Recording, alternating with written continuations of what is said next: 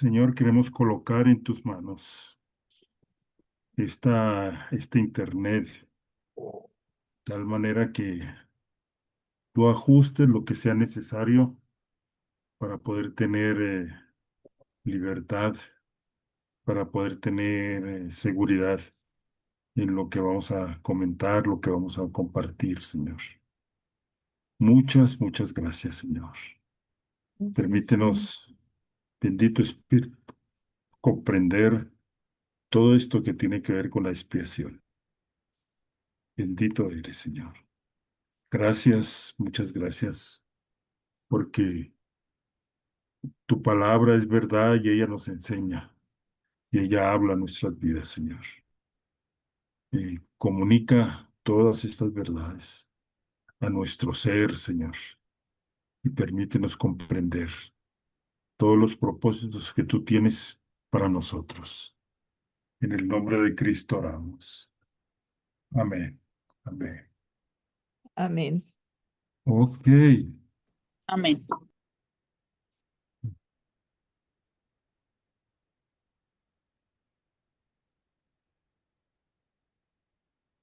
Entonces, ¿cuál fue la tarea?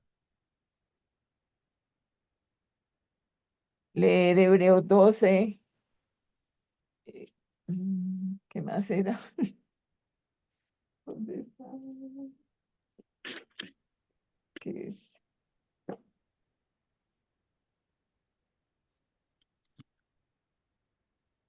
Hebreos 12, 8, 9 y 10, Levítico 16.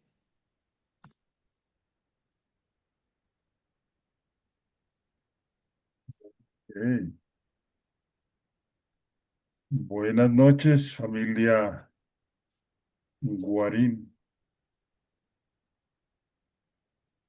Luis Ángel, Buenas noches, Álvaro pastor. y Adriana. Ok, vamos a mirar hoy entonces. ¿Tienen algún comentario, alguna pregunta, alguna inquietud? Mm, Buenas noches, Pues, Elvira. pues el capítulo 12 es impactante. Ajá. Ujú. Es de una Anita exhortación. Zárate, buenas noches. ¿Sí? Buenas noches, pastor. ¿Cómo estás? Bien, gracias, sí, señor. Bueno, Noches a todos. buenas noches, Hola, Camile, buenas buenas noches. noches. Ujú. Pastor. Buenas noches a todos, a todas. Buenas noches. Ok.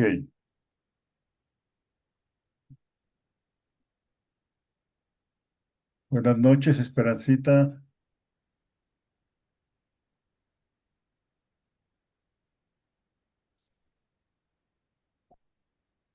Permítanme hacer un recuento de lo que hemos visto, sobre todo lo que hemos visto acerca de la expiación, para que luego entremos a estudiar el capítulo 16 de Levítico, tratando de entender todo ese capítulo que es tan importante, ¿no? Y que nos señala y nos muestra todo lo que tiene que ver con mm, lo que fue la expiación en el Antiguo Testamento y que posteriormente, pues, va sencillamente eso a mostrarnos que es parte del sacrificio supremo que iba a ocurrir en el Señor Jesús, ¿no? Sencillamente se anunciaba todo ese sacrificio, sí. O sea que la expiación ilustra acertadamente la teología de la reconciliación en el Antiguo Testamento, ¿no? O sea que no al azar, ¿no? Eh, era necesaria la expiación. Yo pregunto, ¿por qué era necesaria la expiación? ¿Alguien me puede dar una respuesta? Porque el hombre no tenía manera de reconciliarse con Dios. Mm, Sí, sí, pero algo más, ¿por qué era necesaria la expiación? Eso es cierto, pero hay un elemento también fundamental. cuando hablamos de la expiación. de la depravación del hombre. Sí, sí, Porque alguien tenía que pagar un precio. ajá. ¿Qué más podemos decir? Un ¿Por qué era sustituto. necesaria la expiación? Porque Que había, nos narra del el Señor Jesucristo. Viene lo de que es importante, lo que va a hacer el Señor Jesús desde ese tiempo. Me parece que esa es la expiación, ¿no? Sí, la pregunta que les hago es, ¿por qué era necesaria la expiación?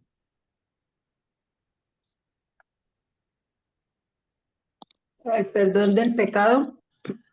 Sí, sí, pero algo más. ¿Por qué? ¿Y por qué tenía que ser la expiación? ¿Por qué tenía que ser en el Antiguo Testamento anunciándonos con la muerte de un cordero y los sacrificios pertinentes? Para la un paz. sacrificio y derramamiento de sangre, porque no hay expiación si no hay derramamiento de sangre. Por ahí vamos llegando. Porque la Pero ¿por vida qué? de la carne está en la sangre, dice, Ujú. y hay que Mm, derramar esa sangre para que haya vida. Algo así entiendo yo. Sí, sí. Casi estamos con lo que dice Clarita y lo que dice Luz Helena. ¿Por qué un sacrificio y por qué la sangre? Porque era necesario que por el pecado del hombre se oficiara un sacrificio y ese sacrificio tenía que ver eh, con la sangre. Sin derramamiento de sangre no No, hay expiación, perdón. expiación. ¿Por qué? no hay Porque en la sangre estaba ¿qué? O La está la la vida, vida. O sea, en la sangre está la vida y el hombre tenía que pagar con su misma vida eh, por su perdón, para poder expiar su pecado, para recibir ese perdón, ¿no? Entonces, ténganlo presente. En la sangre está la vida y el sacrificio era necesario porque nos estaba simbolizando que ese cordero estaba pagando por el pecado del oferente, de aquel que lo ofrecía. Entonces, tengamos presente, en el Antiguo Testamento, por eso se dan los sacrificios, ¿no? Los sacrificios son un tipo del sacrificio supremo que vamos a ver en Jesucristo. O sea que no en vano era necesario hacer esos sacrificios. Es que esos sacrificios anunciaban que por un lado era necesario un sacrificio para expiar el pecado y por otro lado estaban anunciando que vendría un sacrificio supremo. Vendría un sacrificio supremo. Importantísimo, ¿no? Entonces, O sea tengamos que, o sea presente. que, ¿Sí? eh, o sea que el hombre tenía que pagar esa deuda, pero no la podía pagar él, necesitaba un sustituto. Exactamente. Y en aquel momento, ese sustituto en el Antiguo Testamento son los carneros, son los corderos, es el macho cabrío, ¿no? mm, Que Hoy vamos a ver, representaban a Cristo. Y se ajá, tenía que hacer cada vez, una vez al año, siempre, continuamente. Y Cristo vino y lo hizo una vez y para siempre. ajá, ese es el resumen. mm. Exactamente, Elena. Claro que sí. O sea que miren que las doctrinas del hombre y el pecado nos muestran que el hombre está perdido en su pecado. Y sin la gracia de Dios jamás podrá tener una relación correcta con el Creador. Y esto es lo que nos lleva a la cuestión de que necesita el hombre para tener una relación correcta con Dios, ¿no? Y eso es lo que nos lleva entonces al tema de la expiación. Era necesario que alguien pagara por el pecado del hombre, ¿no? Eh, y vamos a ver, ¿no? Que en la doctrina de la expiación hay diversas doctrinas, ¿no? Que van a encajar perfectamente, ¿no? y cada una de ellas las vamos a estudiar. Ahora, las doctrinas de Dios, de la humanidad, del pecado y la persona de Cristo se unen para indicar toda la necesidad humana, ¿no? Y la necesaria provisión que tenía que hacerse para que el hombre no fuera condenado, ¿no? O sea que esas doctrinas que tenemos sobre Dios, sobre Cristo, sobre el hombre, sobre el pecado y la misma salvación van a influir en nuestra comprensión de lo que es la expiación, ¿no? Ahora, esto se puede ver eh, considerando, por un lado, que Dios es santo y, y algo debe hacerse por los pecadores para salvarlos. Es lo que ocurre allá en Génesis 3, ¿no? Parece que hubo un consejo de estado divino, ¿no? Algo tenemos que hacer para salvar a nuestra gran obra. Para Dios, el hombre era su máxima obra, ¿no? De tal manera que lo había creado a su imagen y semejanza. A ningún otro ser creado de la naturaleza lo había creado a su imagen y semejanza. Y resulta que en ese momento podemos pensar que Satanás estaba ganando una partida, ¿no? Estaba moviendo una ficha, ¿no? Cuando hace que el hombre peque, ¿no? Eh, y sencillamente ahora Dios tiene que castigar el pecado, porque Él es justo y no puede pasar por alto el pecado.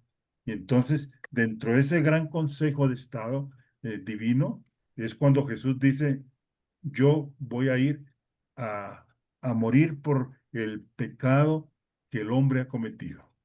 Ahora, si Dios es permisivo y solo amoroso, entonces puede pasar por alto la necesidad de una expiación por el pecado.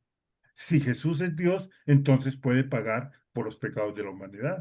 Ahora, si Jesús es solo un hombre, entonces su muerte probablemente sea solo un ejemplo moral. Era necesaria la muerte de uno que viniera enviado desde ese Consejo Supremo y por eso Jesús se ofrece y dice yo voy. O sea que tengamos presente estas verdades, ¿no?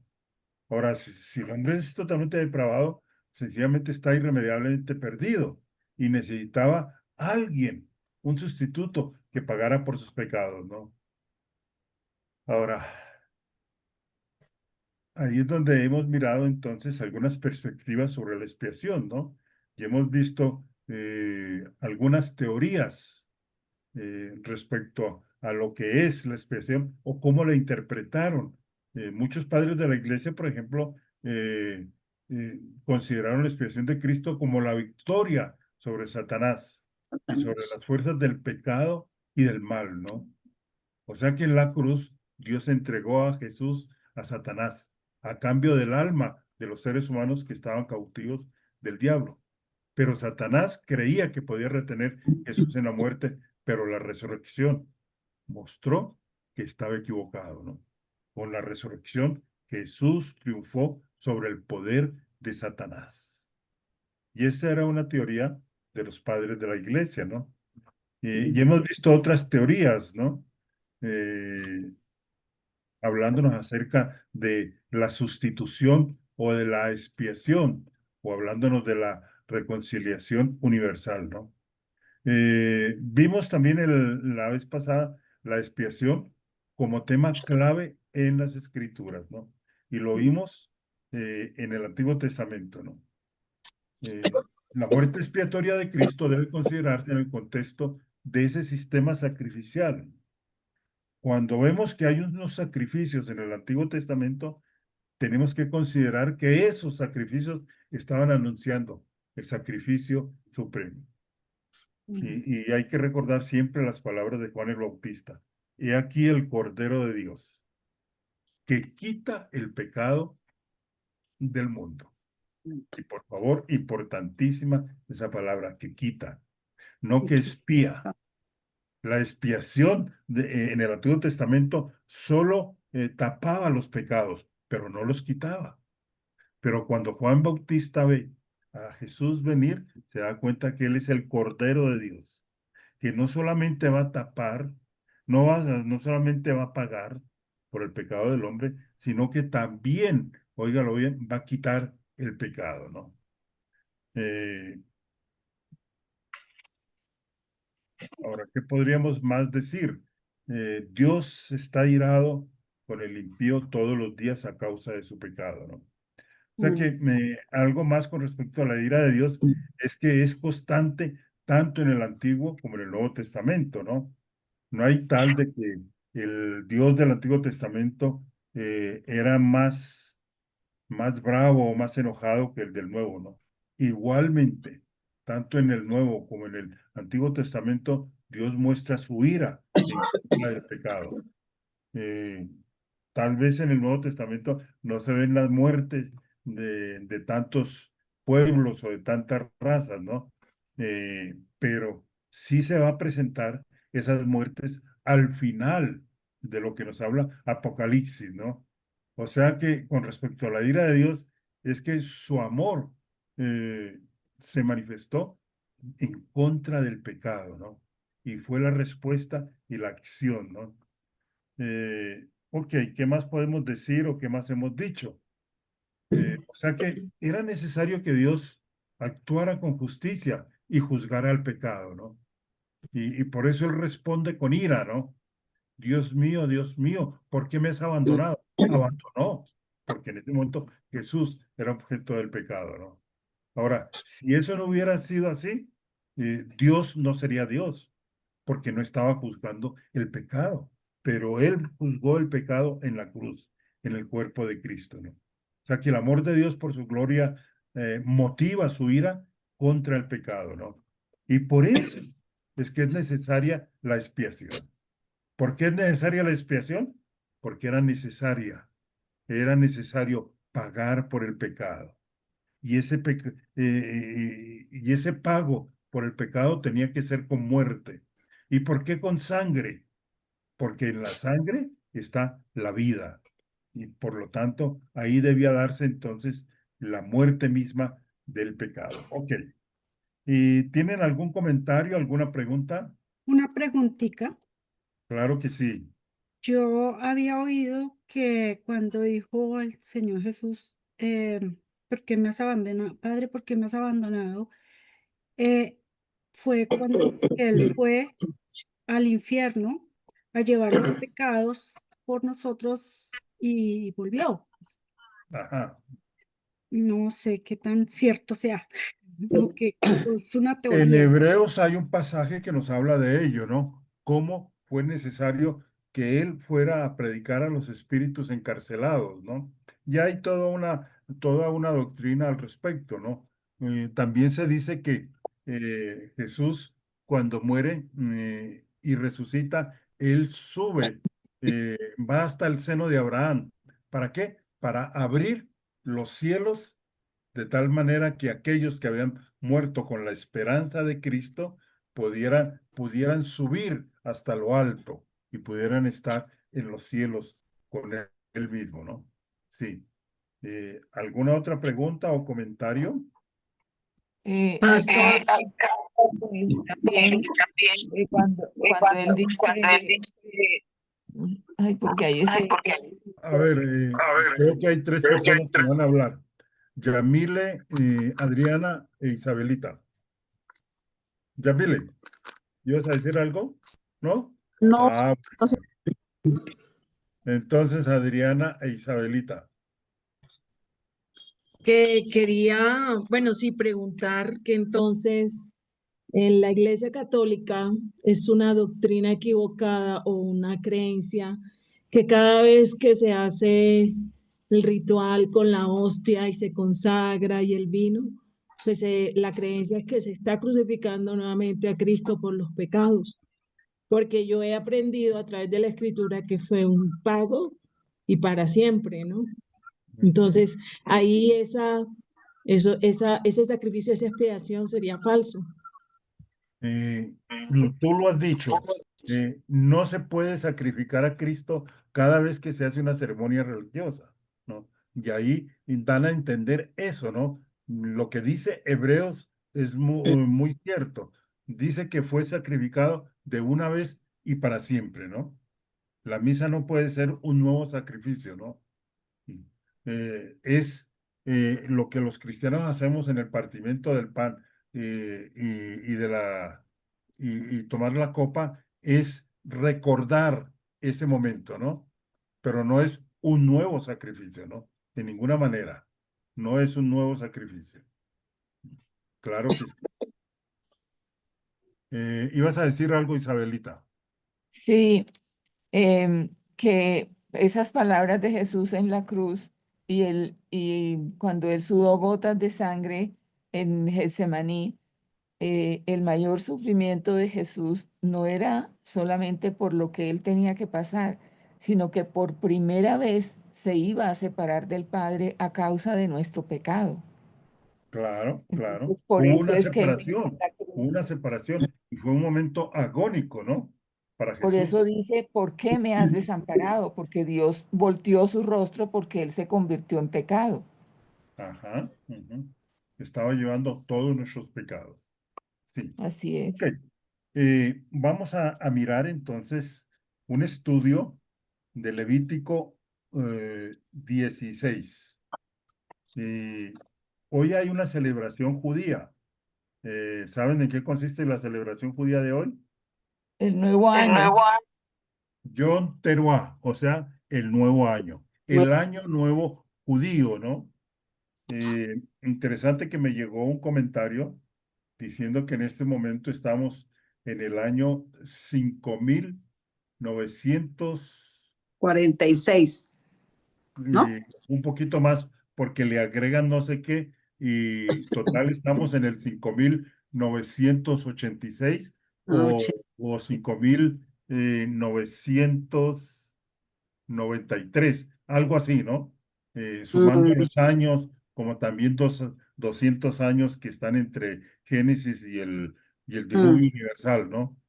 Me llama la atención porque ya está a punto de, de llegar a los 2000 años. ¿Y saben por qué me llama la atención?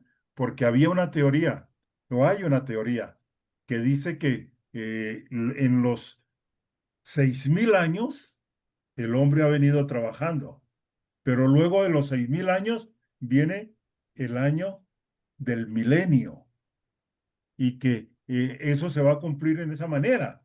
Si eso es así, amén, estamos a punto de ser arrebatados. Eso sí, no lo olviden, no se apeguen tanto a las cosas y no se apeguen a tanto a, porque en cualquier momento nosotros seremos arrebatados, ¿no? Y lo que valdrá, ¿saben qué es? Lo que valdrá es lo que hayamos hecho por el Señor Jesús, en proclamar su nombre y proclamar sus verdades, ¿no? O sea que no nos apeguemos que todo esto en algún momento va a desaparecer.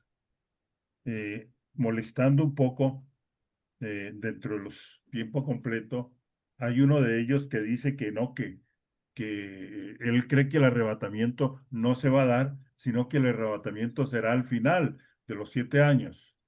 Entonces yo le he dicho, bueno, no hay problema. Lo que vamos a hacer es que, como yo sí creo que me vamos a ser arrebatados, y resulta que como tú no crees, entonces tú vas a venir a buscarme a la iglesia y la vas a encontrar cerrada. Entonces yo te voy a dejar las llaves para que tú administres la iglesia y la tengas para ti en todos estos 7 años de la gran tribulación, ¿no? Eh, Mm. pero ¿saben una cosa? Algo que debemos tener presente, que hay diferentes doctrinas interpretativas respecto a todo este concepto de la salvación y de Cristo mismo, ¿no? Tal como hemos visto cuando estudiamos la elección. Pero ¿qué fue lo que vimos en la elección? Y aquí quiero que quede muy claro. Hay diversas escuelas, ¿no?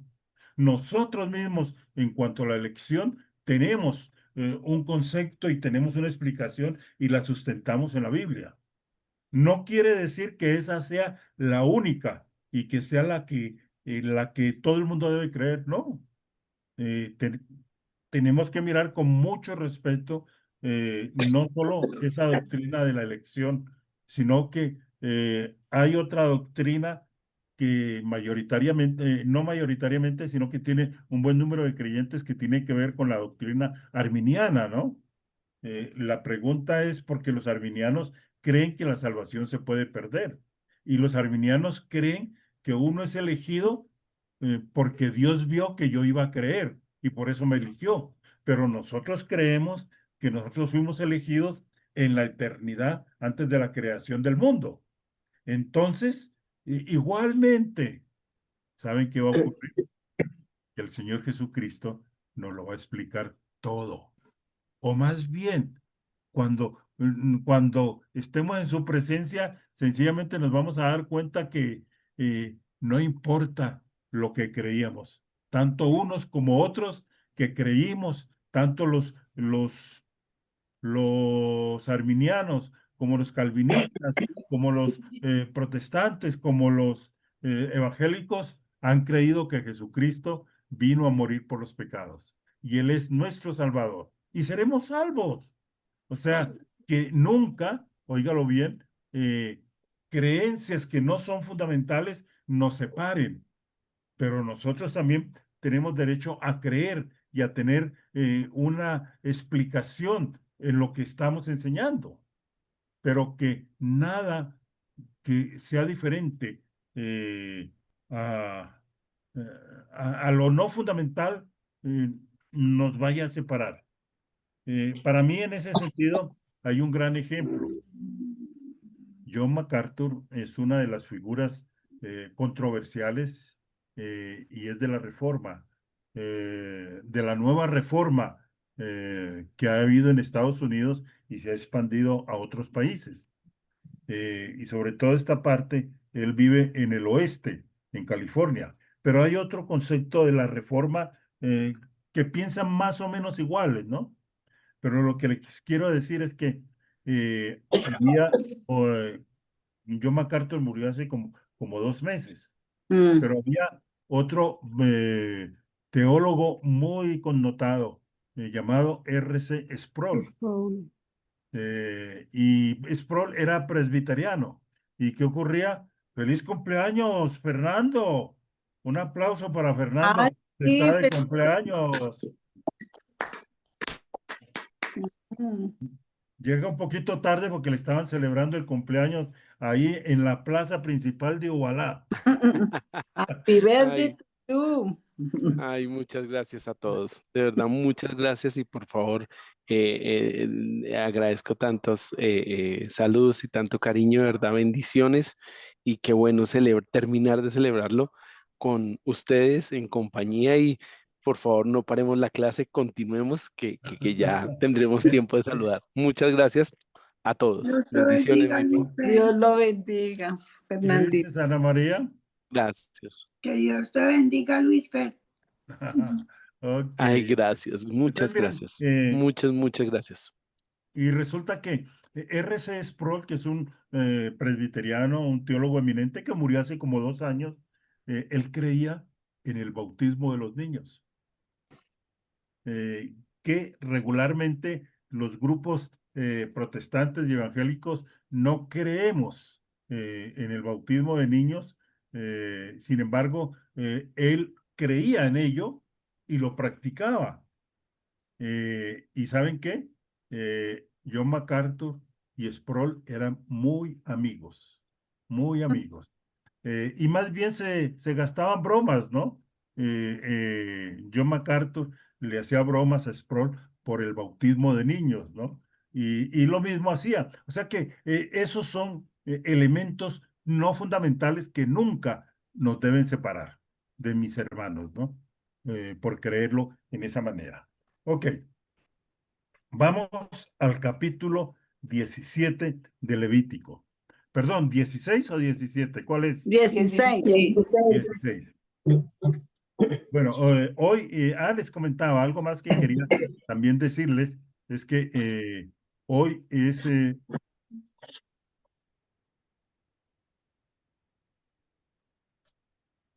hoy se está Se fue la celebrando voz. la fiesta del Año Nuevo, ¿no es cierto? Turán, nuevo año judío. El nuevo año judío. Y habíamos hablado de que están a punto de llegar a los 6.000 años, ¿no? Mm. 5.986 años. Faltarían 14 años. O sea que en cualquier momento nos vamos. Ah, Dentro de 8 días es 30, ¿qué? en septiembre. 30 de septiembre. Y Sí. vamos a tener clase en la primera hora, o sea que hay que llegar tempranito. Y después de las 8 vamos a tener la acción de gracias. Y cada uno va a dar testimonio de lo que Dios le ha enseñado en este periodo o si tiene algún otro testimonio. Pero lo que también quiero decirles es que el 30 de septiembre nosotros tenemos la acción de gracias. Y saben que al siguiente día, el 1 de octubre, ¿qué celebración se da?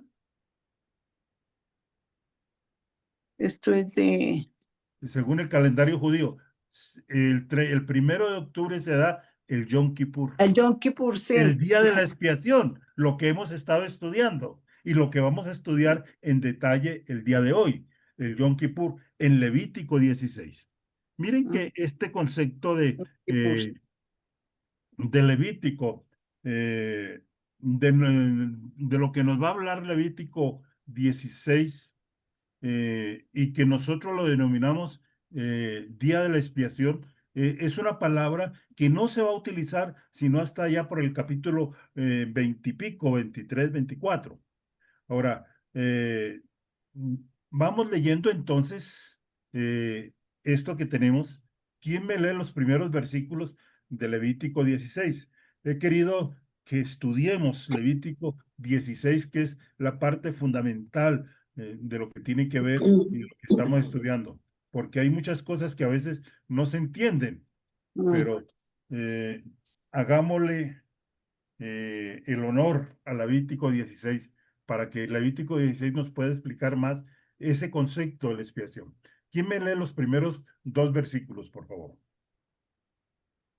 Habló Jehová a Moisés después de la muerte de los 2 hijos de Aarón, cuando se acercaron delante de Jehová y murieron. Y Jehová dijo a Moisés: di a Aarón, tu hermano, que no en todo tiempo entre en el santuario detrás del velo, delante del propiciatorio que será sobre el arca, que está sobre el arca, para que no muera, porque yo apareceré en la nube sobre el propiciatorio. Ok. Miren, habló Jehová a Moisés después de la muerte de los hijos de Aarón. Nadab y Abiú fueron derribados por el Señor, porque entraron en el santuario y ofrecieron fuego profano ante el Señor. Eso está en Levítico 10, ¿no? Y en el capítulo 16, Dios explica la forma correcta de presentarse ante Él.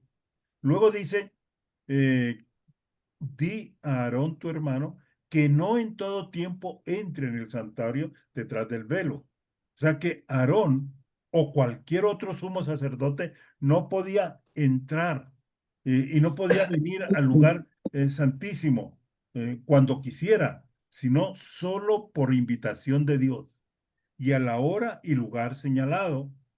Y había un solo día, ¿no? Que era los 10 días después del Año Nuevo judío, el día del Yom Kippur. Y esto era tan importante que Dios añadió la advertencia para que no muera. O sea que aparentemente era posible que el sumo sacerdote muriera en el lugar santísimo donde estaban el arca de la alianza y el propiciatorio. Ahora, lo mismo ocurre hoy en día. Permítanme hacer una aplicación. Solo podemos entrar en el lugar santo de Dios por invitación suya. Felizmente, el acceso se ha abierto de par en par debido a la obra de Jesucristo en la cruz por nosotros. Lo que dice Romanos 5, 1 y 2, ¿no? Y que dice específicamente por la obra de Jesús por nosotros. Es que tenemos acceso permanente ante la presencia misma del Padre, ante la presencia misma ahí en el santuario. Y miren lo que dice Romanos 5, 1 y 2. Quiero leerlo aquí en mi Biblia de las Américas. yo la tengo. A ver, léelo entonces, por favor. No, es que no, No lo tengo aquí. Estoy Bueno, por tanto, habiendo sido justificados por fe, tenemos paz para con Dios por medio de nuestro Señor Jesucristo, por medio de quien también hemos obtenido entrada por la fe a esta gracia en la cual estamos firmes y nos gloriamos en la esperanza de la gloria de Dios. Ok, o sea que miren lo que hemos mencionado. Luego comienza, ¿quién me lee del verso 3 al verso 5, por favor? Con esto entrará Aarón en el santuario con un becerro para expiación y un carnero para holocausto. Se vestirá la túnica santa de lino y sobre su cuerpo tendrá calzoncillos de lino y se ceñirá el cinto de lino y con la mitra de lino se cubrirá. Son las santas vestiduras. Con ellos se ha de vestir después de lavar su cuerpo con agua. Y de la congregación de los hijos de Israel tomará 2 machos cabríos para expiación y un carnero para holocausto. Ok, miren lo que dice, con esto entrará Aarón en el santuario. O sea que después de la advertencia en los versículos 1 y 2, Dios comenzó a dar instrucciones para el día de la expiación. Ahora, aunque este capítulo se describe el ritual para este día, esta frase no se usa en este capítulo. Ya les había mencionado. Y la frase se menciona en Levítico 23, 27 y 28, con el nombre el día de la expiación. Pero el día fue el más solemne de todos los rituales del Antiguo Testamento, ¿no? Y fue tan significativo que en la tradición judía posterior se llamó así el día. Y cuando se hablaba del día, eh, era algo muy especial, ¿no? Se estaban hablando del día de la expiación. Miren que Morgan, un escritor y comentarista bíblico, dice, cada arreglo tenía la intención de impresionar la mente con la solemnidad del acercamiento a Dios y enfatizar el hecho de que el hombre como pecador no tiene derecho de acceso excepto cuando se acerca a través de un sacrificio. Miren, continúa diciendo que entrará con un becerro para expiación. O sea que en el día de la expiación, Aarón comenzó con la sangre de un becerro. ¿Para qué? Para expiar su propio pecado y para expiar el pecado de su casa.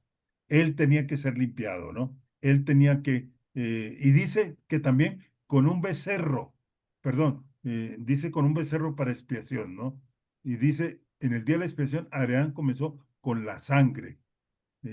¿Por qué con la sangre? Porque la sangre contenía la vida. Y dice, se vestirá la túnica santa de lino.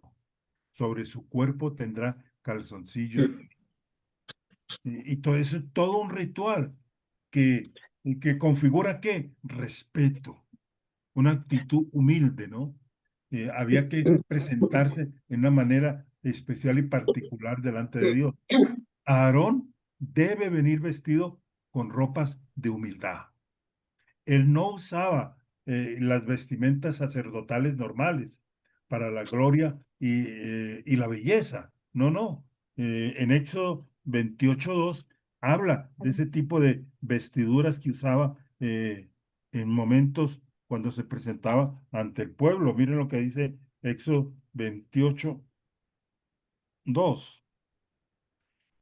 Dice, y harás vestiduras sagradas para tu hermano Aarón, para gloria y para hermosura. Así eran las vestiduras.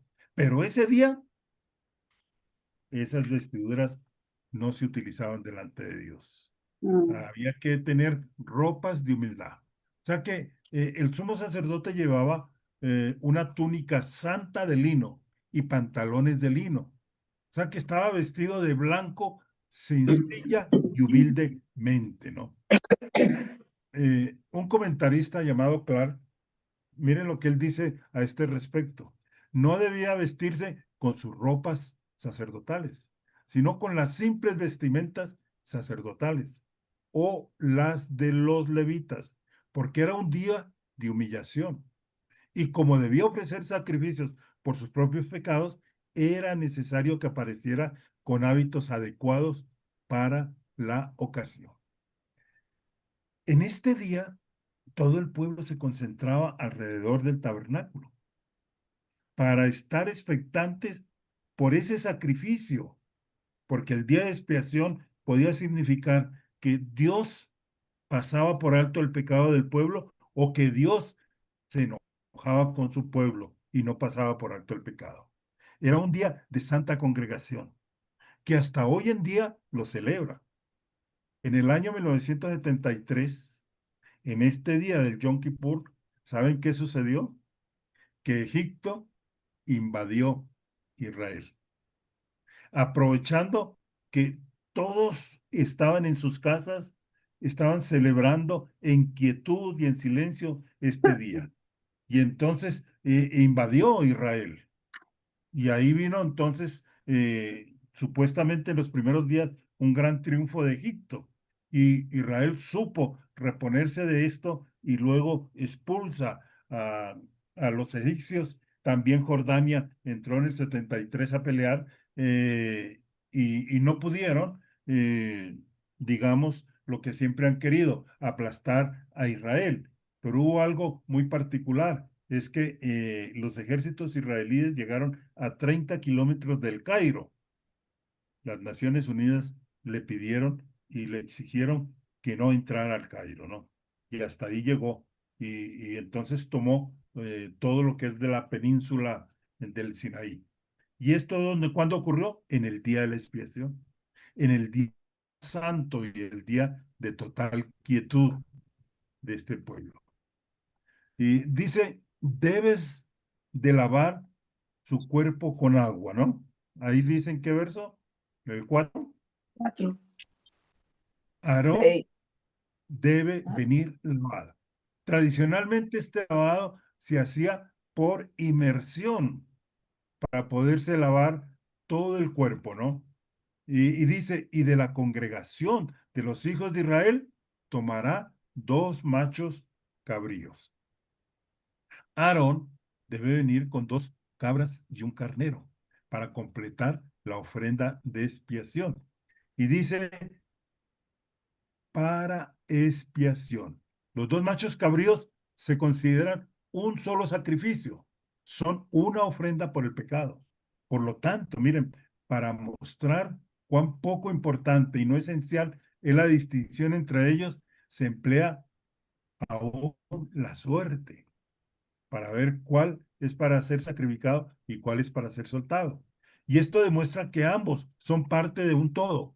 Y por la imposibilidad de presentar ambas mitades de la verdad, solo se toma uno que representa a los dos, dice McLaren. Bueno, ¿qué dice el verso 6 al verso 10? ¿Quién me lo quiere leer, por favor?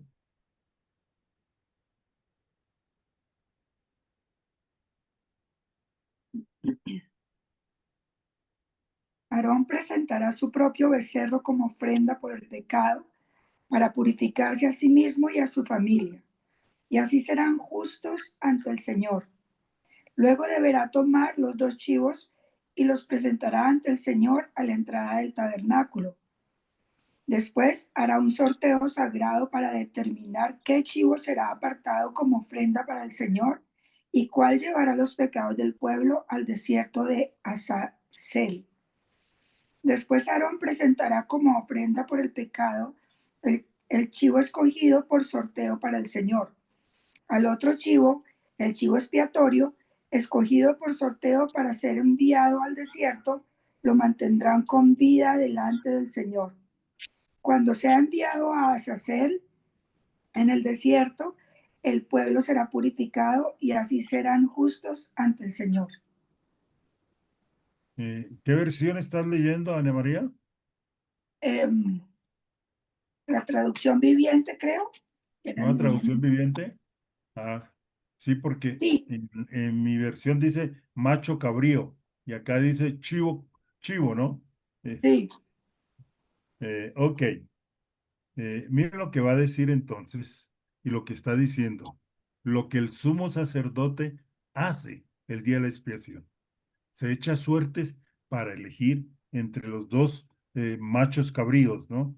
Y dice, y hará traer a Aarón el becerro de la expiación. Y dice que es suyo. O sea que el sacrificio de este becerro es el que se va a describir en los versículos 11 al 14. O sea que el énfasis en este capítulo es que Aarón y cada sumo sacerdote después de él debía hacer esto por él mismo. Ahora, frases como Aarón hará o él hará se repiten más de 20 veces en este capítulo. Y no sería hasta el final del ritual que recibiría alguna ayuda. O sea que este oficio lo realizaba Aarón completamente solo, totalmente solo. Era un día extenuante. Imagínense tener que coger un animal y tener que sacrificarlo, lo que cuesta. Ahora, normalmente el tabernáculo era un lugar muy concurrido, con muchos sacerdotes y levitas, y los que traían sus ofrendas, y mucha gente alrededor.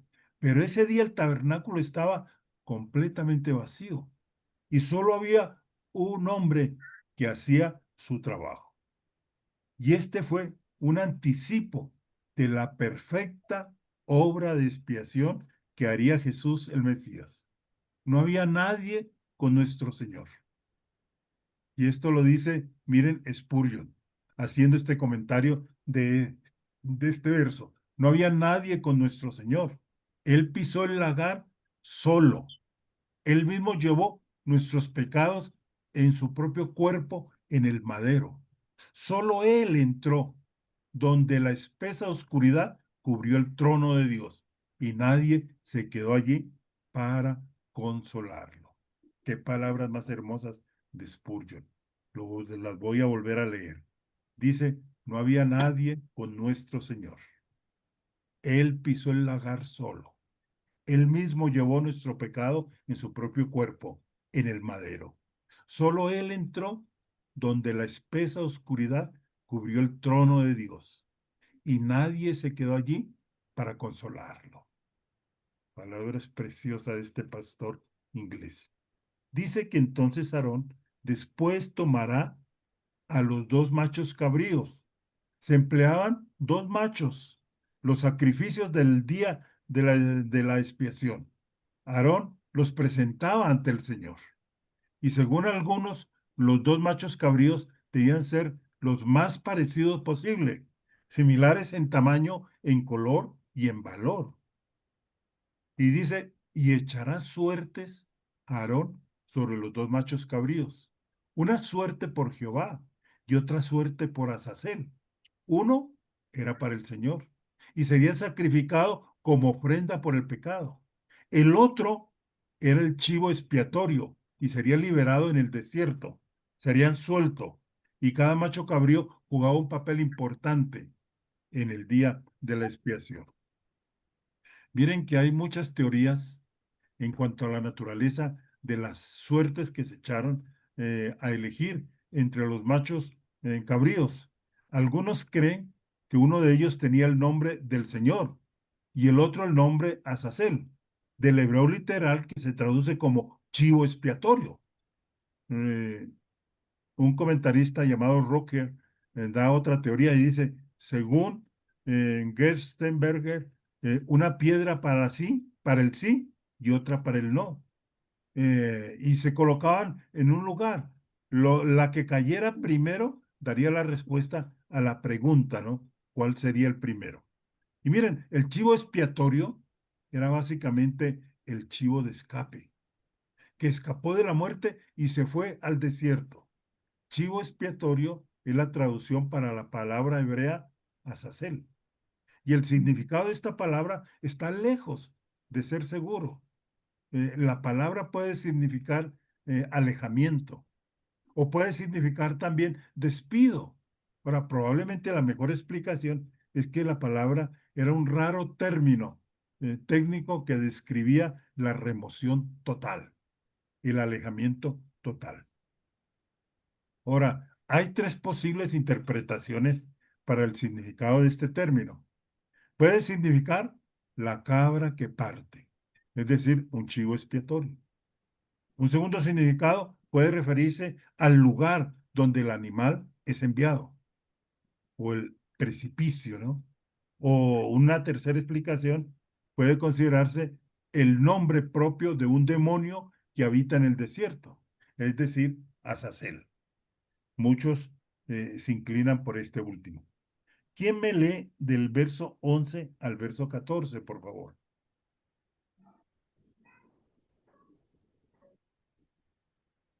Pero, perdón, Ricardo, Sí. ese chivo expiatorio es el que mandan al desierto, que es Azazel. Ajá. Y el otro chivo expiatorio es el que escogen Para el para sacrificio. sacrificarlo para Dios. Ese va a ser el del sacrificio, el de la expiación. Claro que sí. Ajá. Ricardo, Sí, Isabelita. yo me acuerdo que hace años, más de 6 años, tomamos una clase sobre esto y tú nos enseñaste que ese chivo expiatorio enviado a Azazel era el pago a Satanás que debía entregarse, Ajá, ajá, ujú. ¿sí? Claro que sí, claro que sí. Por eso las interpretaciones que les he presentado, tres, ¿no? Que se dice, ese es el pago a Azazel, o sea, el pago a Satanás. Claro que sí, Isabelita. Buena memoria la tuya. Mm. Ok. ¿Quién me lee del verso 11 al 14, Porque entonces? los había inducido al pecado, ¿verdad? Ajá. Ujú. Verso 11 al 14, ¿quién lee?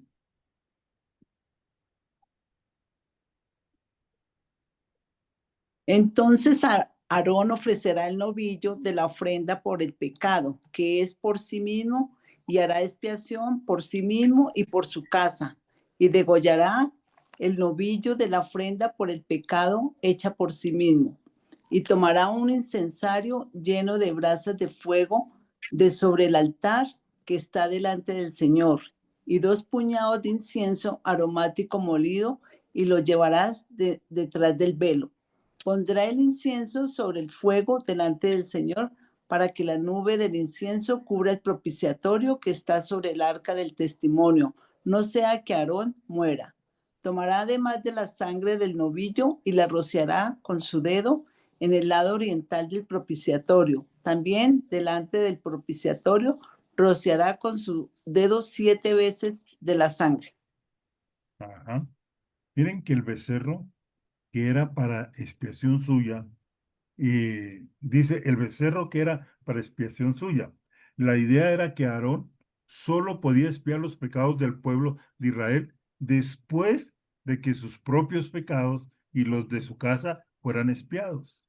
A que era necesario que él oficiara un primer sacrificio por sus pecados y por los pecados de su familia. Y luego sí podía entrar ya sin, supuestamente, entre comillas, sin pecado, para ofrecer el sacrificio por por todo el pueblo. O sea, según la tradición, hizo o hacía la siguiente oración, ¿no? Oh Dios, he cometido iniquidad, he transgredido y he pecado ante ti, yo y mi casa. Oh Dios, perdona las iniquidades y transgresiones y pecados que he cometido y transgredido, y he pecado ante ti, yo y mi casa, como está escrito en la ley de tu siervo, Moisés. Porque en este día se hará expiación por vosotros y seréis limpios de todos vuestros pecados delante de Jehová. Levítico 16:30, ¿no? Miren que el sumo sacerdote en Levítico 16 es una imagen preliminar de la gran obra de Jesús, el Mesías. Aquí hay un importante punto de contraste. Aarón y todo sumo sacerdote descendiente de él era un pecador y debía expiar primero su propio pecado. Ahora, ¿por qué el sumo sacerdote nos convenía? Sí, ¿por qué tal sumo sacerdote nos convenía? Porque tenía que ser Porque era santo sin y no, pecado. claro, era santo, era inocente, era sin mancha. apartado de los pecadores y hecho más sublime que los cielos, que no tiene necesidad cada día, como aquellos sumos sacerdotes, de ofrecer primero sacrificios por sus propios pecados y luego por los pecados del pueblo, porque esto lo hizo una vez para siempre, ofreciéndose a sí mismo. Y miren lo que dice Hebreos, el capítulo 7, el verso 26 y 27. Hebreos.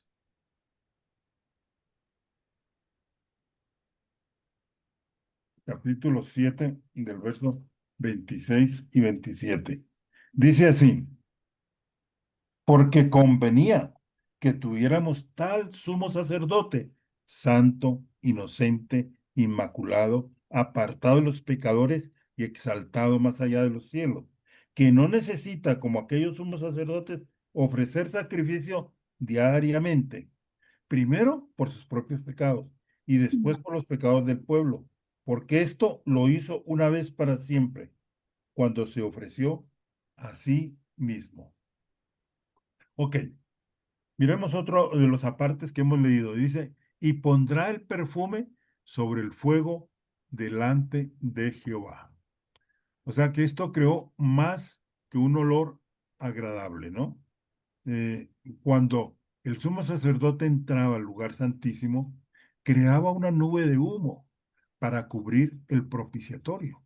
Y esto protegió al sumo sacerdote de la exposición total a la gloria del Señor, ¿no? Y era necesario para que no muriera.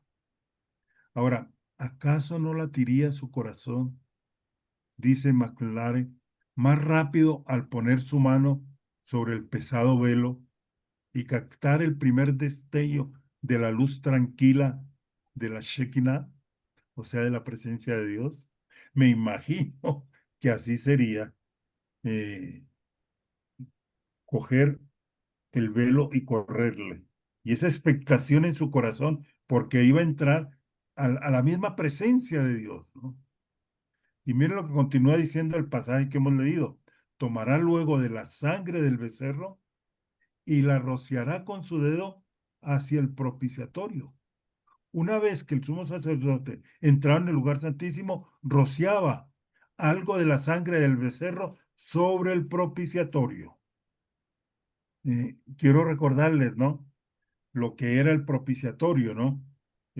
O alguien que me lo diga mejor. La tapa del arca.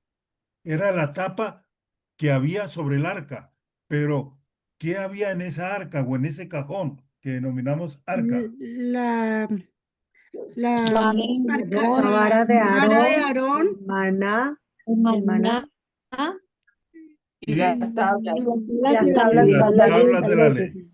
Eran las tres cosas que habían en ese cajón que era el arca. Y encima estaba el propiciatorio. Y en los extremos de esa tabla que se denominaba el propiciatorio, ¿qué estaban? los ángeles. Querubines, Dos querubines, Querubines. que se tocaban con sus alas, ¿no? Algunos denominan a esos querubines como los guardianes de la santidad de Dios, porque ahí estaban las tablas de la ley, ¿no? Ahí estaba el arca, que era la autoridad que Dios había dado a Aarón, y ahí estaba el maná, la manera como Dios había alimentado al pueblo en el desierto. Miren, tomará luego entonces la sangre del becerro y la rociará hacia el propiciatorio. O sea que una vez que el sumo sacerdote entraba en el lugar santísimo, rociaba algo de esa sangre. Ahora, incluso mientras estaba escondido en la nube del incienso, esta era la tapa en la parte superior del arca del pacto. Y mira, respondiendo un poco a una pregunta que la clase anterior hizo Yasmín, porque en lo que habíamos leído se decía que en el lugar santísimo también había un incensario, perdón, había un lugar para el incienso, porque, porque el sumo sacerdote entraba con el incensario, con la nube de humo que proclamaba el incienso que se colocaba, pero luego cuando entraba, y tenía que colocar más incienso sobre el incensario, Para que para saliera que, humo. para que saliera humo, ¿no? Que era como la oración que se expresaba a la santidad de Dios. Y también lo que hemos dicho, el sumo sacerdote se protegía detrás de la nube al presentarse ante la santidad misma de Dios. Mm, Aquí miren, la idea era que Dios estaba sobre el propiciatorio. mm, Apareceré en la nube sobre el propiciatorio, dice Levítico 16:2, el pasaje que hemos leído.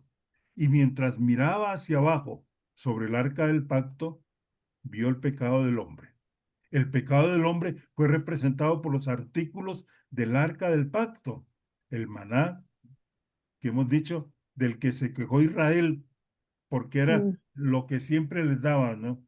¿Cuántas veces nos quejamos nosotros? Y otra vez lo mismo, ¿no? ah, Y otra vez los mismos frijoles, otra vez el mismo arroz.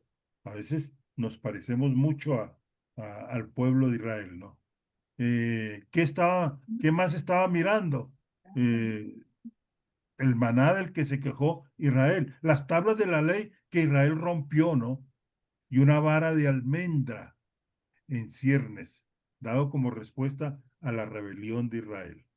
O sea, el sumo sacerdote roció 7 veces la sangre expiatoria sobre el propiciatorio, cubriendo así los emblemas del pecado de Israel. Dios vio la cobertura de sangre sobre el pecado. mm, Y miren, cuando 7 veces es derramado sobre el propiciatorio, ¿qué es lo que ocurre? El pecado del pueblo es cubierto ¿con qué? Con la sangre. con la sangre. ¿Cubierto con qué? Con la vida, ¿no? Con la vida. Ajá. Y ahí, en ese momento es cuando se hace la expiación. O sea que bien, esto va a capturar el pensamiento detrás de la palabra hebrea para expiación. Kipir, que es una de las palabras del que proviene expiación, significa cubrir. El pecado no fue eliminado, sino cubierto. ¿Por la sangre de qué? Del sacrificio. Y la idea del Nuevo Testamento de la expiación es que nuestro pecado no solo se cubre, sino que Se quita, Te se quita. se quita, quita. exactamente. De modo que ya no hay barrera entre Dios y el hombre. El pecado no solo estaba cubierto, como ocurría en el Antiguo Testamento, ahora el pecado se quita. He aquí el Cordero de Dios que quita el pecado del mundo. Dice en la parte que hemos leído, del verso 14 creo que es, hacia el propiciatorio esparcirá con su dedo 7 veces de aquella sangre.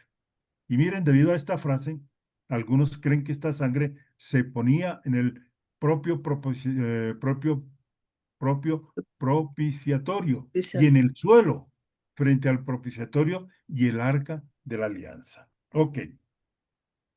¿Qué dice del verso 15 al verso 19? ¿Quién me ayuda con... Entrecortado. ¿Cómo? No, no, ¿Quién me lee del 15 al 19, por favor? Perdón, porque dice, perdón, Ricardo, porque dice que rociará hacia el lado oriental, Eh,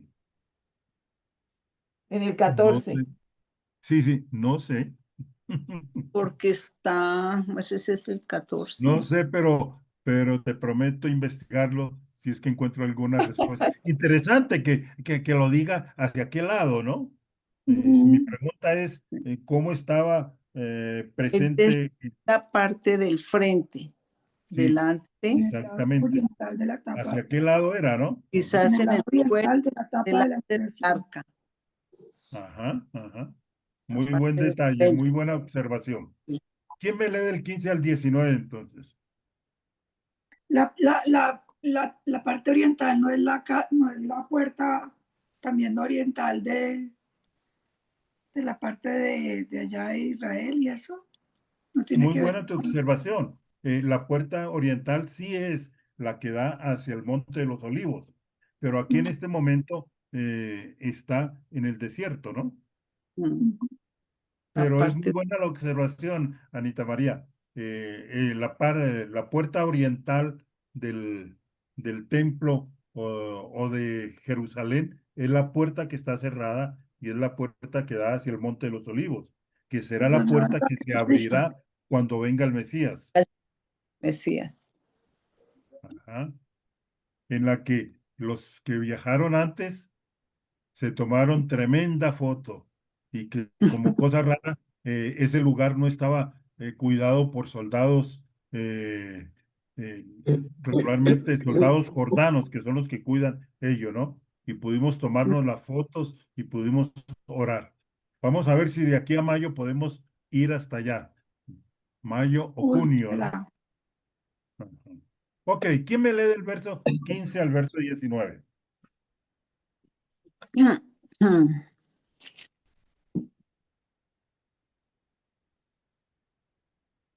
¿Quién lee?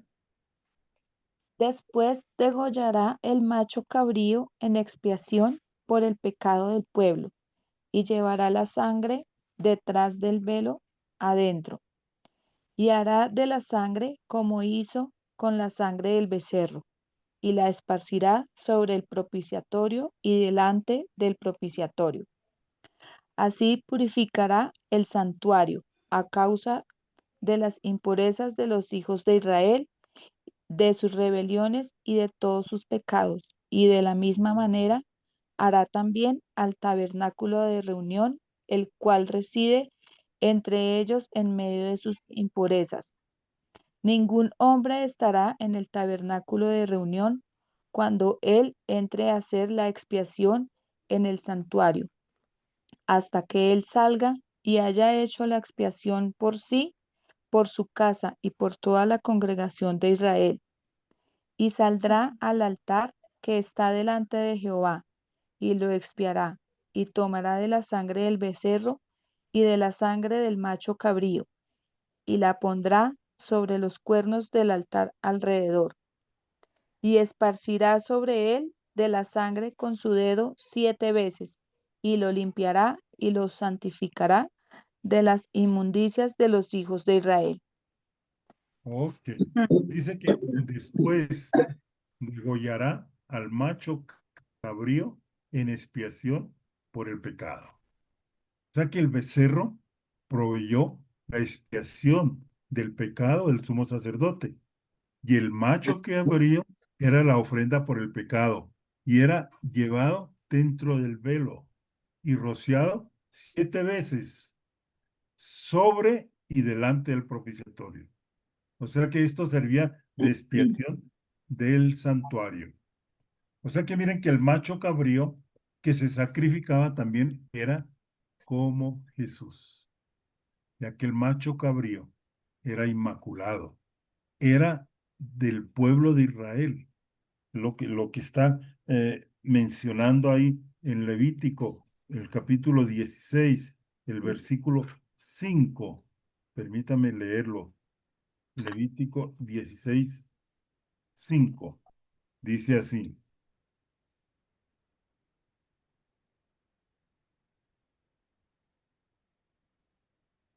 Y de la congregación de los hijos de Israel tomará 2 machos cabríos para expiación y un carnero para holocausto. Ajá. O sea que miren, era elegido por Dios. Léeme el verso 8 también, Anita Y María. echará suertes Aarón sobre los 2 machos cabríos, una suerte por Jehová y otra suerte por Azazel. O sea que era elegido por Dios. Y la sangre del macho cabrío era llevada al santuario para propiciar esa expiación de la que estamos hablando. O sea que los 2 machos cabríos eran un solo sacrificio, pero solo uno de ellos era muerto. Un animal no podía señalar la naturaleza divina y humana de Cristo, ni mostrar su muerte y resurrección, porque el que era asesinado o muerto no podía regresarlo a la vida. Ahora, según algunas tradiciones judías, era el día de la expiación cuando el sumo sacerdote, y solo el sumo sacerdote, podía pronunciar el nombre de Dios, el sagrado tetragramatón, Yahvet, o sea, sin vocales, ¿no? Es el nombre impronunciable, ¿no? Se utilizan posteriormente a las vocales para darle sonido, pero ese tetragramatón, la Y, la H, la W, la H, era cuando llegaban a ese punto en las escrituras, sencillamente guardaban silencio y se indicaba que era el nombre de Dios. O sea que y en ese día sí lo pronunciaba. Cuando entraba en el santuario con la sangre del macho cabrío, apartado para el Señor, pronunciaba el nombre. Él era el único. Y esa era la única vez en que el nombre podía pronunciarse.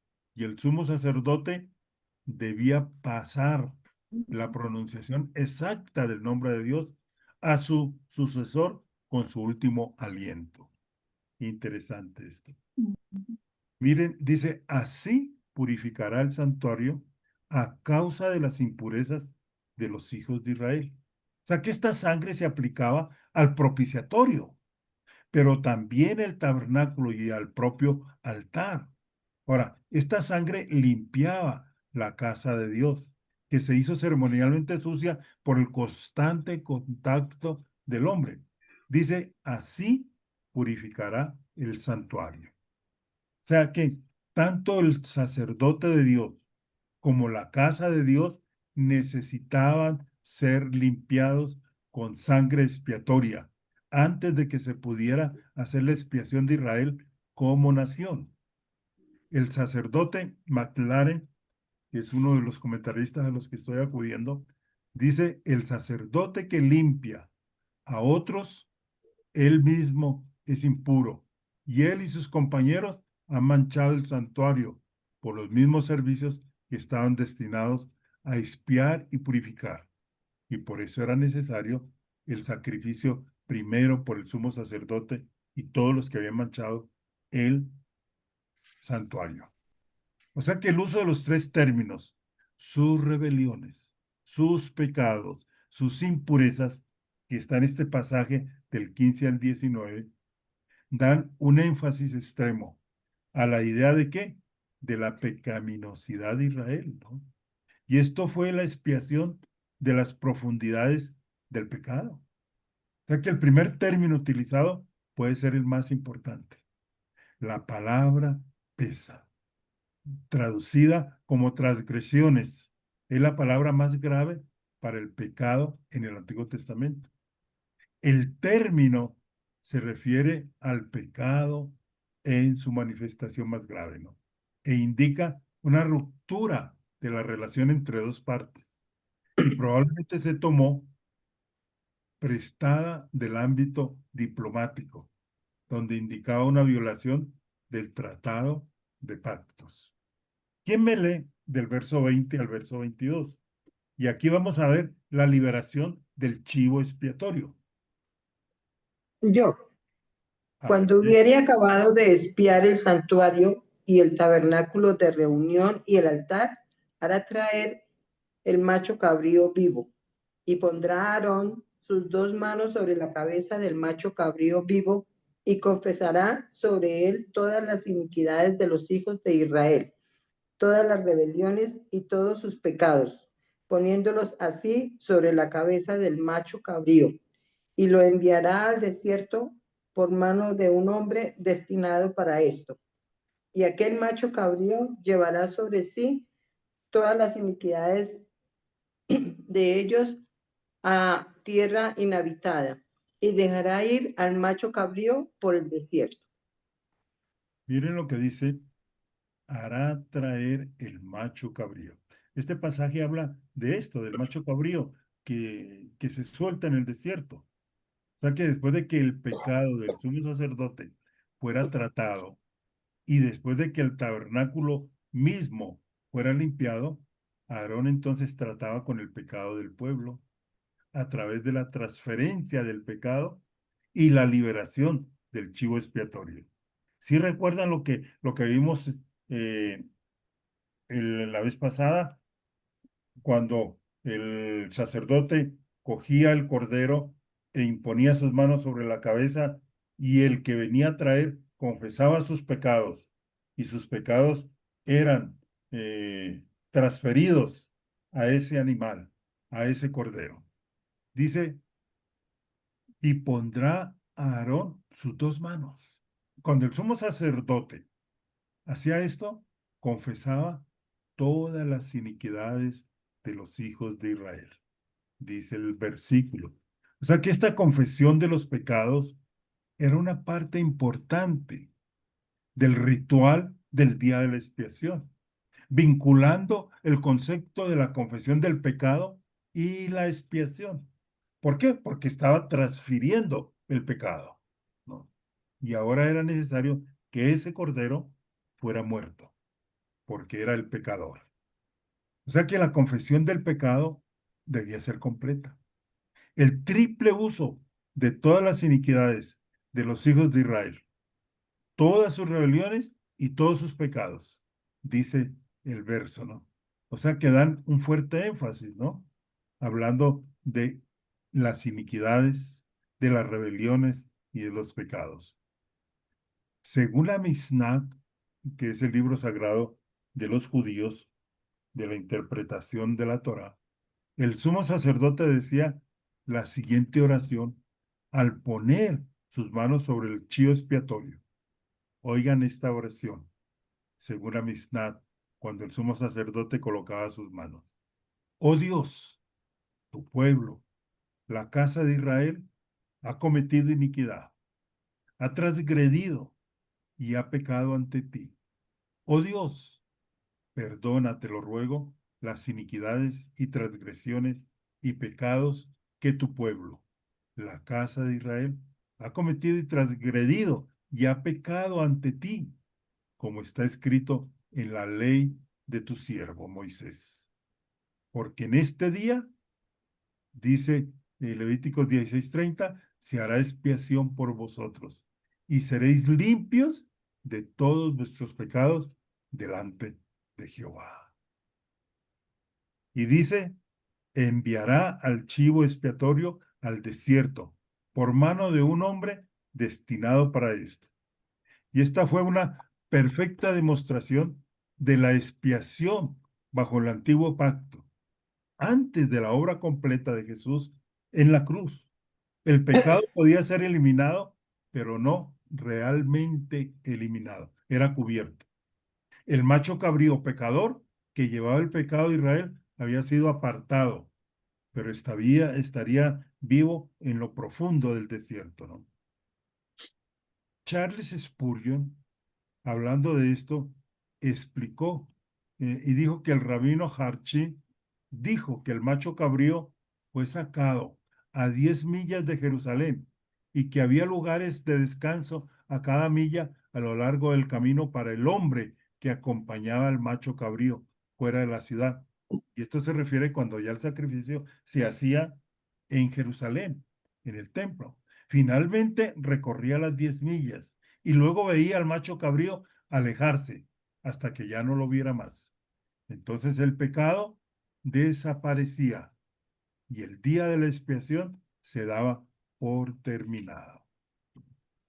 Miren que McLaren, otro comentarista bíblico, dice que la imagen del macho cabrío alejándose y alejándose y alejándose como una mota que se desvanece en el horizonte, de la que nunca más se oye hablar, es el símbolo divino del gran hecho de que hay un perdón pleno, que hay un perdón libre, que hay un perdón eterno por parte de Dios, que hay un olvido total. Y aunque vuestros pecados sean como la escarlata, dice Isaías, serán blancos como la nieve. Ya no los recordaré más para siempre. Qué hermoso ilustración para saber que Él nos ha perdonado completamente. Miren, el primer macho cabrío fue una imagen de cómo se concede la expiación. Los pecados son perdonados porque se ha depositado el castigo en una parte inocente. El otro macho cabrío El chivo expiatorio era una imagen del efecto de la expiación. O sea que la pena de nuestros pecados se echaba lejos para nunca más volver.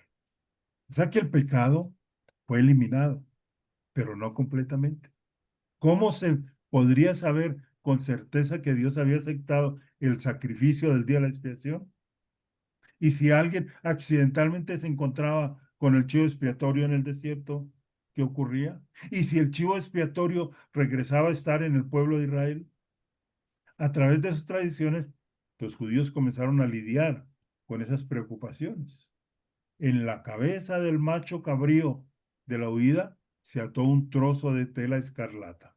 Y las tradiciones de los judíos afirman que si Dios aceptaba el sacrificio de la tela escarlata, se volvía blanca, mientras el macho cabrío era llevado al desierto.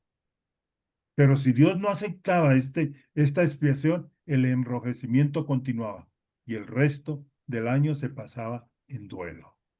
A través de estos pensaron tener una certeza con respecto a la expiación. Ahora miren, parece que una tarde, y parece que aún en ese día tarde, más tarde, la ceremonia fue alterada, por lo que el macho cabrío sería asesinado y no tendría ninguna posibilidad de un nuevo contacto con Israel. Eso es parte de la tradición judía. Ahora, los judíos escriben que este macho cabrío era llevado al monte llamado Azazel, eh, de donde se le llama así al animal, ¿no? Ahora, cuando Jesús, óigalo bien, resucitó de entre los muertos, vestido con ropas blancas, fue la prueba para siempre de que el rojo había cambiado a blanco y de que la expiación que Jesús hizo en la cruz fue perfecta y completa. Qué hermoso esto. Y los antiguos hebreos escriben, dice otro comentarista, que 40 años antes de la destrucción del templo, que fue más o menos el momento de la muerte de Cristo, este cordón rojo se volvió más blanco. ¿Quién me lee del verso 23 al verso 28? Que es la finalización de los sacrificios en este día de la expiación. ¿Alguien que me lea, por favor?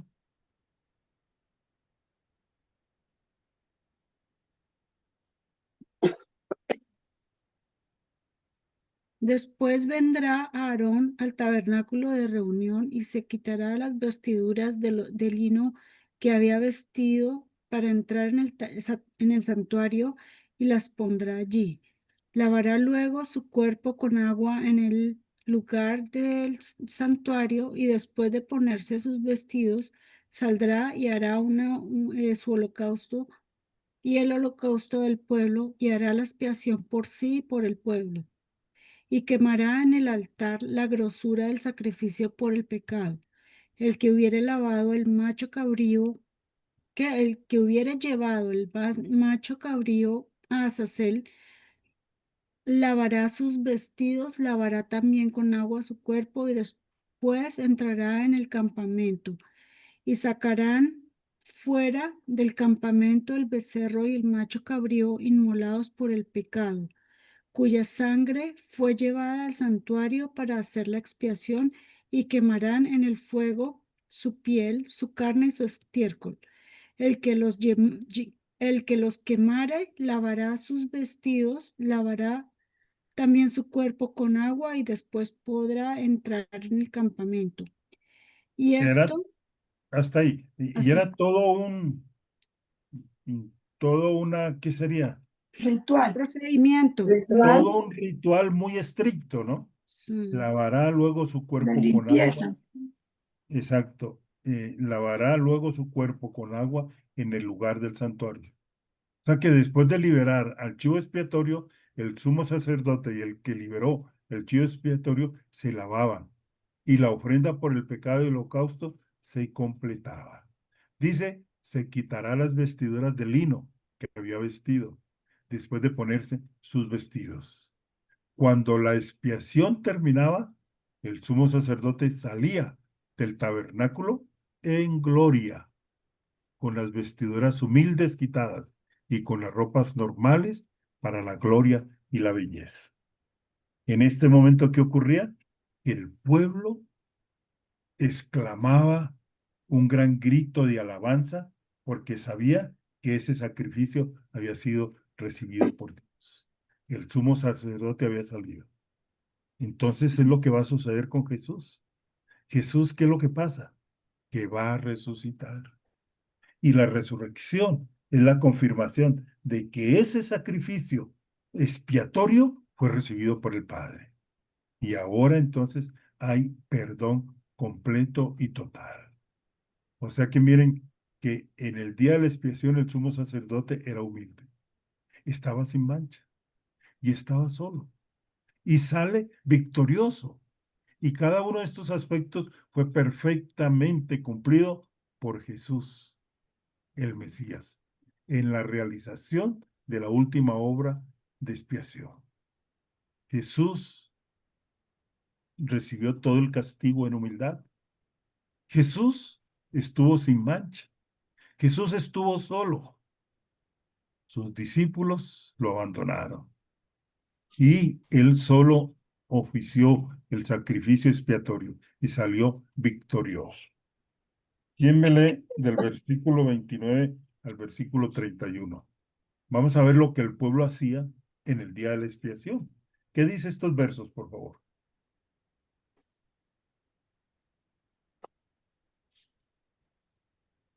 Del Y esto 29. tendréis por estatuto perpetuo.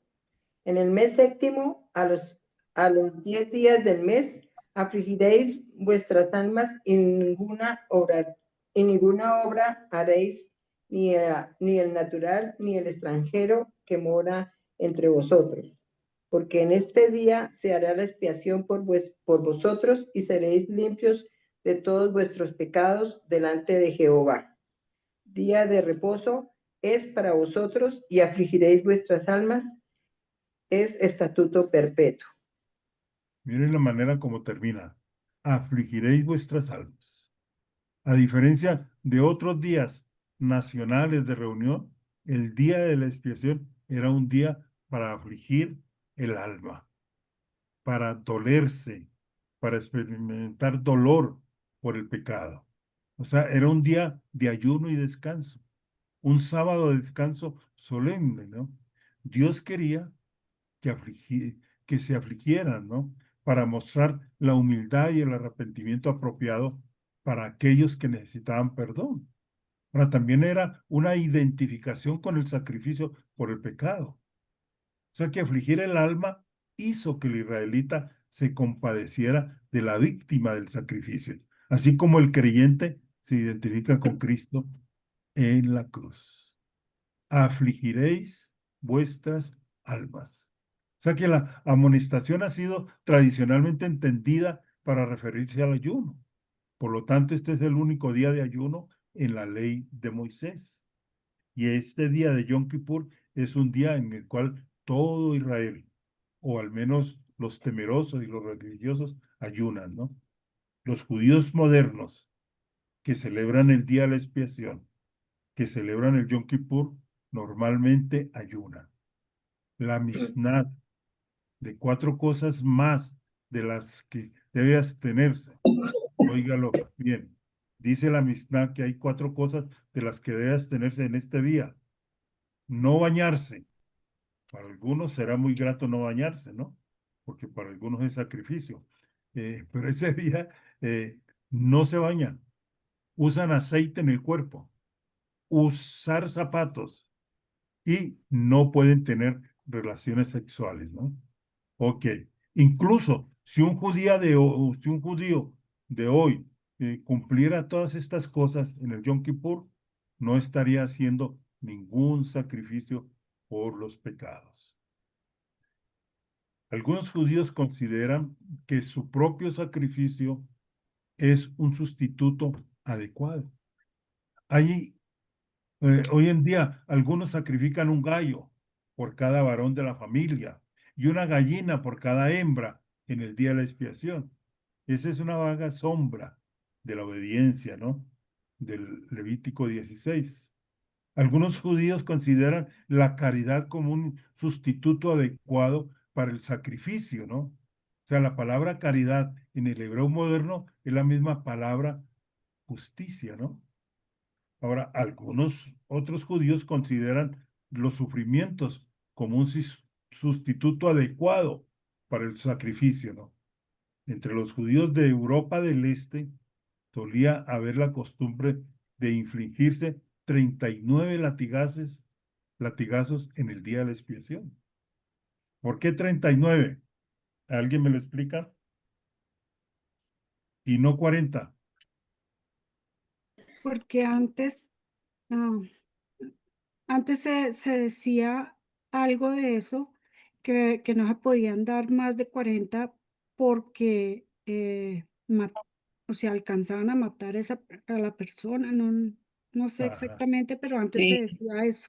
Sí, sí, Lucelena, eran muy, muy 39. Por bien. eso Pablo Se decía tenían que dar 40 menos 1, dice la ley. -1, Así sí. dice la ley. No se podía castigar a una persona.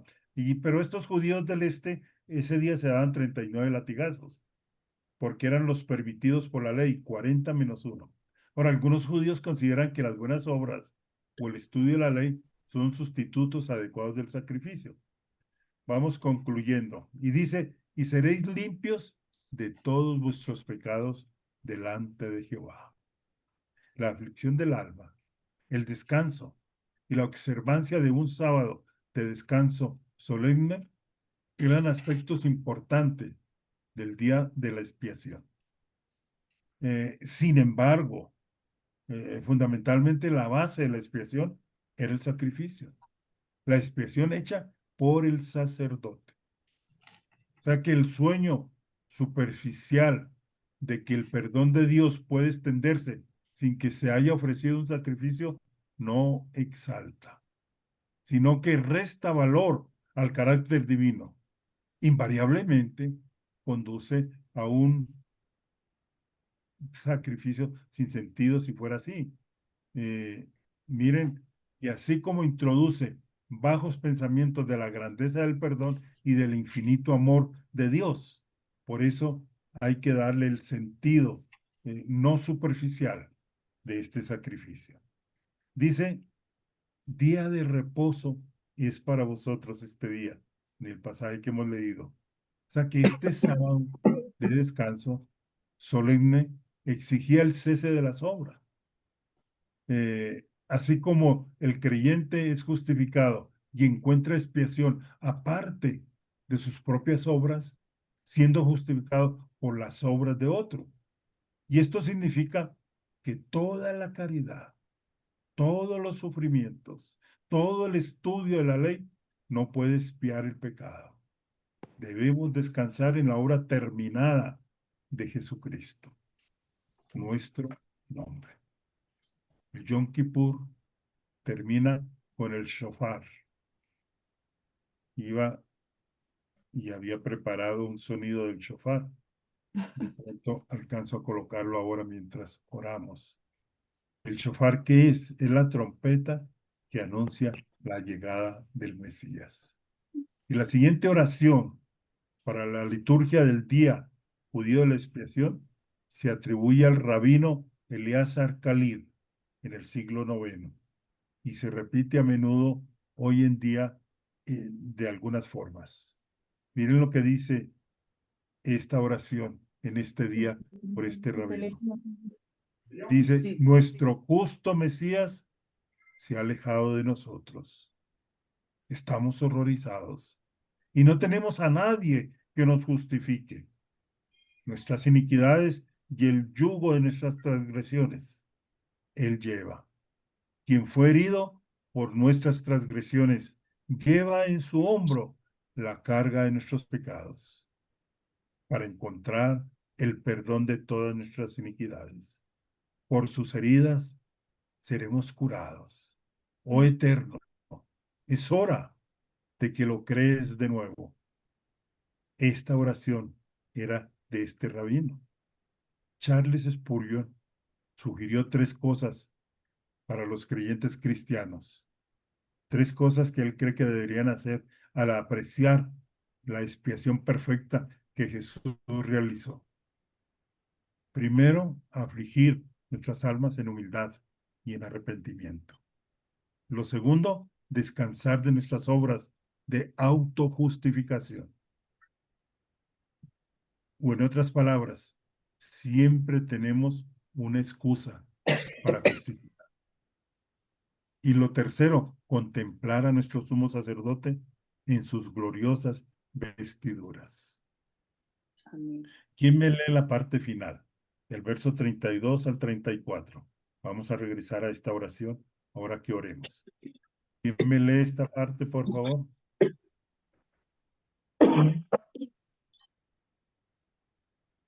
Hará la, 32 al 34. ¿Sí? hará la expiación el sacerdote que fuere ungido y consagrado para ser sacerdote en lugar de su padre, y se vestirá las vestiduras de lino, las vestiduras sagradas, y hará la expiación por el santuario santo y el tabernáculo de reunión. También hará expiación por el altar, por los sacerdotes y por todo el pueblo de la congregación. Y esto tendréis como estatuto perpetuo para hacer expiación una vez al año por todos los pecados de Israel. Y Moisés lo hizo como Jehová le mandó. Qué hermosa manera de concluir. Así fue Moisés.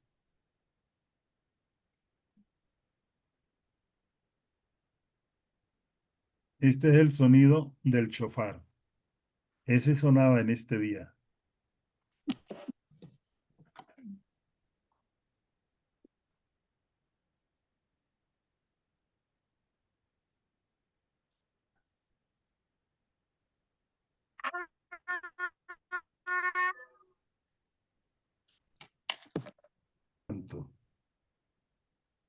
Esto significaba el sacerdote y solo el sacerdote. Solo una vez al año podía cualquier hombre y luego solo un hombre entrar en el lugar santo y acercarse a la presencia de Dios, el sumo sacerdote. Una vez al año por todos los pecados. Y miren, a este resumen de lo que se describió anteriormente en el capítulo, se le recuerda esto. Debería hacerse una sola vez al año. Cada año tras año, esta expiación tenía que hacerse demostrando que nunca se completó. En cambio, Jesús proporcionó una vez y para siempre este sacrificio como obra terminada. Lo que dice Hebreos 9, del 24 al 28.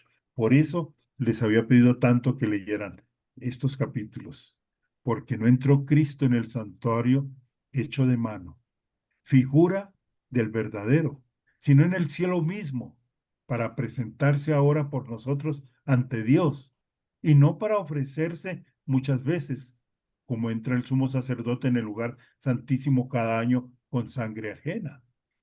Sigue diciendo Hebreos, de otra manera hubiera sido necesario padecer muchas veces desde el principio del mundo. Pero ahora, en la consumación de los siglos, sigue Hebreos mencionando del 24 al 28. Se presentó una vez para siempre por el sacrificio de sí mismo para quitar de medio el pecado. Y de la manera que está establecido para los hombres que mueran una sola vez y después de esto el juicio, así también Cristo fue ofrecido una sola vez para llevar los pecados de muchos y aparecerá por segunda vez sin relación con el pecado para salvar a los que le esperan. Qué cosa más hermosa. Dice un comentarista, para nosotros no hay que esperar un día anual de expiación. No tenemos que esperar con el pecado sin resolver durante una hora. Nuestro sacerdote reside en lo más sagrado y tenemos acceso allí a través de Él en todo momento. Este es el capítulo que quería que estudiáramos, verso por verso, y que miráramos todos estos comentarios. Preguntas. Mi amado pastor, un detalle. Sigue en el versículo, en el capítulo 10 de Hebreos, en adelante, que también es maravilloso para entender todo lo que nos vienes describiendo. Dice, porque la ley de Moisés era solamente una sombra de los bienes que habían de venir y no su presencia verdadera. Por eso la ley nunca puede hacer perfectos a quienes cada año se acercan a Dios para ofrecerle los mismos sacrificios. Pues si la ley realmente pudiera purificarlos del pecado, ya no se sentirían culpables y dejarían de ofrecer sacrificios. Pero estos sacrificios sirven más bien para hacerles recordar sus pecados cada año, ya que la sangre de los toros y de los chivos no puede quitar los pecados. Por eso, Cristo al entrar en el mundo dijo a Dios, no quieres sacrificio ni ofrendas, sino que me has dado un cuerpo. No te agradan los holocaustos ni las ofrendas para quitar el pecado. Entonces dije, aquí estoy tal como está escrito en mi libro, para hacer tu voluntad, oh Dios. Amén. Amén. Amén. Amén. Voy a sugerirles algo. Vuélvanse a leer Levítico 16 con toda esta explicación que hemos dado. Y lo van a entender mucho más que cuando lo leyeron antes. Pero por favor, léanse también 11 y 2. Y van a encontrar un significado profundo de estas verdades. Por favor, puedes repetir, es que Vamos se a oyó orar. Sí, por entrecortado. favor. Vamos a volver a leer Levítico 16. Y después Levítico 8, 9, 10, 11 y 12. Y se van a dar cuenta cómo esa palabra va a ser vida para ustedes. Va a ser palabra viva para cada uno de ustedes. Ténganlo presente entonces. Háganlo y háganlo en un momento de quietud. Sí. Ricardo, Y van a dar cuenta que van a experimentar. ¿Sí? ¿Alguien quería comentar algo más? sí, es que tú dijiste, Ok, leemos Levíticos 8, 9, 10 y 11. No, Y ¿O dos, perdón. Levítico 16 y Hebreos 8, Hebreos. Ah, ok, 9, sí, 10, 11 y 12. Heb- Perdón, me equivoqué. sí. Levítico 16 y Hebreos 8, 9, 10 10 y y 11. 11. Ok. Sí. Ok. Muchas gracias, Señor, por este día de expiación. Gracias porque nos mostraste cómo debía darse este sacrificio. Gracias, Señor, porque un día Jesús vino a morir en la cruz Amén, Señor. y a llevar nuestros pecados y a pagar con su sangre todo el desastre que nosotros habíamos hecho con el pecado. Gracias, porque esa expiación terminó con el pecado y al pecado se le pagó su precio. Gracias porque Jesús nos dio una obra terminada. Aleluya, Señor. Gracias. Muchas gracias.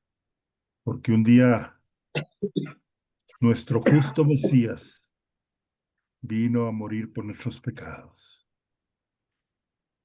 Y como decía el rabino aquel en el siglo IX, estamos horrorizados y no tenemos a nadie que nos justifique. Y no lo teníamos. Pero ahora nuestras iniquidades y el yugo de nuestras transgresiones, el Mesías, nuestro Mesías, Jesús, ha llevado nuestros pecados y Él ha sido herido por nuestras transgresiones.